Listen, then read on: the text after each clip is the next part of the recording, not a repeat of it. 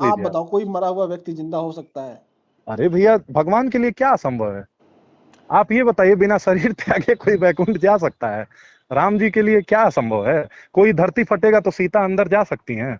मानना पड़ेगा ना भैया। अगर शंभुक वध को मानेंगे तो इस बातों को मानना, फिर नहीं तो या तो फिर इसमें आप ये कहिए अब इसमें कि कोई मैं चर्चा राम जी को मानता ही नहीं हूं, नहीं नहीं, अब तभी इसमें चर्चा खत्म होगी। अब इसमें और नहीं तो अगर राम जी को इसमें मानते हैं तो अब इसमें समग्र आपको इसमें बातों को इसमें मानना कोई पड़ेगा। चर्चा ही नहीं है। आप कभी कभी दिमाग चलिए, लगा। तो इसको खत्म करें हम। हाँ ठीक है, फिर अब आप ठीक है, दूसरी वाली बात पे आते हैं। एक बार हाईलाइट थोड़ा कर दीजिए, इसके पहले वाला प्रश्न आपका क्या था, चुप। थोड़ा सा।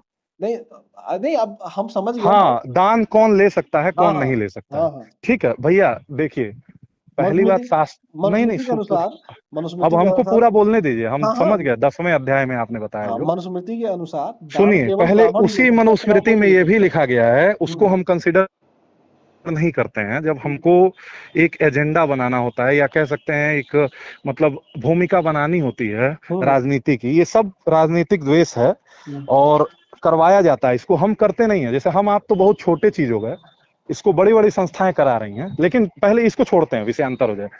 मनुस्मृति में यह भी लिखा गया है कि ब्राह्मण के लिए प्राण रक्षा से ज्यादा धन कमाना हम्म बहुत बड़ा अपराध है। ये हम्म कोई कंसिडर नहीं करता है, सुनिएगा। हम्म दूसरी बात यह भी लिखी गई है, जब मनुस्मृति कंसिडर किया जाएगा कभी बैठ के समय पे, तो हम्म पूरा मनुस्मृति ही खोल के पढ़ा जाएगा। हम्म समझ रहे हैं? तब उस पे डिसीजन हो पाएगा। खैर, यहाँ तो मैं छोटी बात करने के लिए बोला कि भैया से एक परिचय ही हो जाए। नहीं, बढ़िया और बढ़िया बढ़िया। दूसरी बात यह था कि उसी मनुस्मृति में लिखा है कि जो अपराध करने पे शूद्र को 10 डंडे लगाए जाएंगे, हम्म उसके लिए क्या है कि ब्राह्मण को 100 कोड़े लगाए जाएंगे, ये भी लिखा है। आप और इसका भी वो श्लोक हमें भेज दीजिएगा।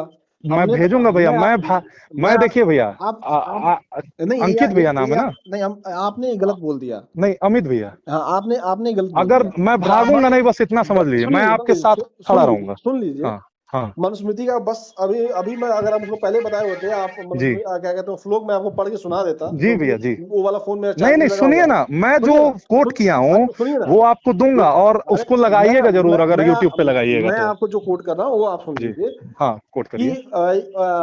अगर कोई मतलब गलत काम कर रहा है और हाँ अगर उसको क्या कहते हैं दंड देना है, तो हाँ, ब्राह्मण को आप क्षमा क्षमा ब्राह्मण को क्षमा जरूर मिल सकता है, लेकिन बाकी लोगों को क्षमा नहीं मिल ये सकता। भी है, ये भी है, ये भी किसी परिस्थिति में है, और वो भी है, मैं जो कह रहा हूँ वो भी है, और ये भी है। मैं तो इसको आप ना, देखिए, बताइए, मैं नकार नहीं रहा हूँ। आप बताइए फिर कैसे हम मान लें चीजें। नहीं तो दोनों बात को मानना पड़ेगा ना भैया। जब तो आप उस उस चीज को भेज दीजिएगा।